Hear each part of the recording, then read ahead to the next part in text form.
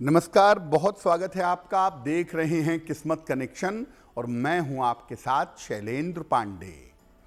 आज हम आपको बताएंगे कि अलग अलग रिश्तों से किन ग्रहों का संबंध होता है और अलग अलग रिश्तों को बेहतर करने के लिए कौन से उपाय करने चाहिए। हम आज बात कर रहे हैं अलग अलग रिश्तों की और रिश्तों से संबंधित ग्रहों की। सबसे पहले जानते हैं कि रिश्तों के लिए कौन से ग्रह जिम्मेदार होते हैं। देखिए, हर रिश्ते के लिए अलग अलग ग्रह जिम्मेदार होते हैं। जैसे सूर्य पिता के रिश्ते से संबंध रखता है, चंद्रमा माता के रिश्ते से संबंध रखता है और मंगल भाई और बहन का ग्रह है। आपके जीवन में भाई बहन के रिश्ते से संबंध रखता है। बुध ननिहाल पक्ष का ग्रह है। मामा मामी मौसी नाना नानी इनसे संबंध रखता है बुध। और बृहस्पति ददिहाल पक्ष दादा दादी चाचा चाची आदि से संबंध रखता है। बृहस्पति ददिहाल के अलावा आपके संतान पक्ष के रिश्तों का भी स्वामी है। आपके संतान पक्ष के रिश्तों से भी संबंध रखता है। शुक्र वैवाहिक जीवन के दाम्पत्य जीवन के रिश्तों का ग्रह है। पति पत्नी के आपसी संबंध के पीछे जिस ग्रह की भूमिका होती है वो शुक्र है। और शनि अपने अधीन आपके अंडर में जो लोग हैं उनके साथ के रिश्तों का स्वामी है। आपके सेवक हैं, आपके सहायक हैं, ऑफिस में आपके अधीनस्थ कर्मचारी हैं, इसमें शनि का रोल होता है। लेकिन कोई भी रिश्ता हो उसको बनाने में और निभाने में सबसे ज्यादा भूमिका होती है चंद्रमा और मंगल की। रिश्ते मन से और भावनाओं से निभाए जाते हैं, इसीलिए चंद्रमा की भूमिका उसमें सबसे ज्यादा होती है। तो अलग अलग रिश्तों के खराब होने के पीछे कौन से ग्रह कौन से भाव जिम्मेदार होते हैं ये आपने समझ लिया। अब ये समझिए कि रिश्तों को ठीक करने के लिए क्या उपाय करना चाहिए। अगर आप पिता के रिश्तों को ठीक करना चाहते हैं, पिता के रिश्तों को बेहतर करना चाहते हैं, तो सूर्य को जल अर्पित करिए, सूर्य देव की पूजा करिए। पिता के साथ रिश्ते बेहतर होंगे।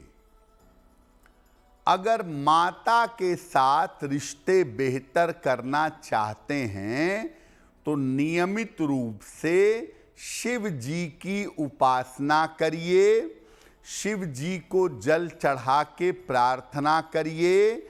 माता के साथ रिश्ते बेहतर होंगे। भाई बहन के साथ अगर रिश्तों को अच्छा करना चाहते हैं तो हनुमान जी की उपासना करिएगा। ऐसा करने से भाई बहन के रिश्ते बेहतर होंगे। अगर ननिहाल के रिश्तों को बेहतर करना चाहते हैं ननिहाल के रिश्तों को सुधारना चाहते हैं तो बुधवार को गाय को या पशु को चारा खिलाने से लाभ होगा। अगर आप अपने ददिहाल या संतान पक्ष के रिश्तों को बेहतर करना चाहते हैं तो बृहस्पतिवार को भगवान कृष्ण को हल्दी का तिलक लगाकर प्रार्थना करें, लाभ होगा। अगर आप दाम्पत्य जीवन की, मैरिटल लाइफ की बेहतरी चाहते हैं, वैवाहिक जीवन को अच्छा करना चाहते हैं तो शुक्रवार के शुक्रवार संध्या काल में माता लक्ष्मी की अगर पूजा करें तो वैवाहिक जीवन, दाम्पत्य जीवन आपका बेहतर होगा। अगर कर्मचारियों से, सहायकों से, सेवकों से, अधीनस्थों से रिश्ते बेहतर करना चाहते हैं तो शनिवार की शाम को पीपल के नीचे सरसों के तेल का दीपक जलाएं और प्रार्थना करें। ऐसा करने से अधीनस्थों से, सहायकों से आपके रिश्ते बेहतर होंगे।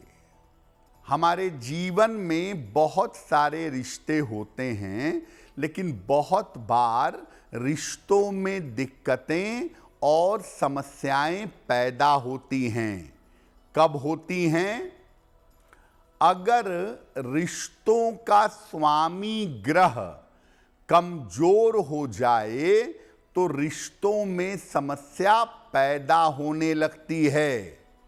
जैसे अगर शुक्र गड़बड़ हो गया तो पति पत्नी के रिश्तों का स्वामी है, उसको बिगाड़ देगा। कुंडली में रिश्तों का जो भाव है, जैसे तृतीय भाव भाई बहन का होता है, अगर वो खराब हो जाए तो रिश्ते बिगड़ जाएंगे।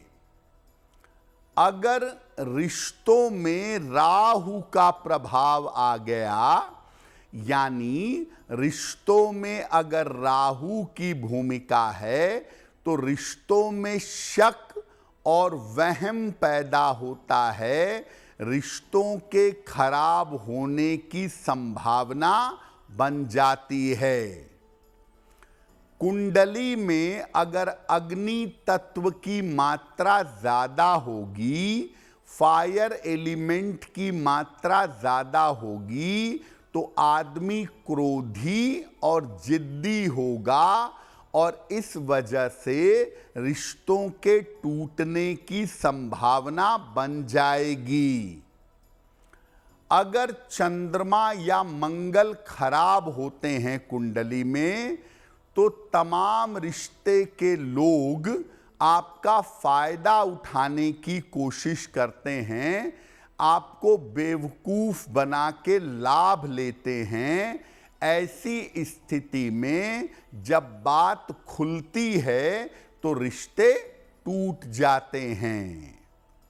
ऐसा देखा गया है कि जब किसी की 7.5 चलती है या जब किसी की ढैया चलती है तो उस दौरान सबसे ज्यादा रिश्ते टूटते हैं या सबसे ज्यादा रिश्ते खराब होते हैं। अगर आप मुझसे जुड़ करके अपनी समस्याओं का समाधान चाहते हैं और चाहते हैं कि आपकी समस्याओं को ज्योतिष के माध्यम से सुलझाया जाए तो आप हमसे संपर्क कर सकते हैं, जुड़ सकते हैं एस्ट्रो तक पर।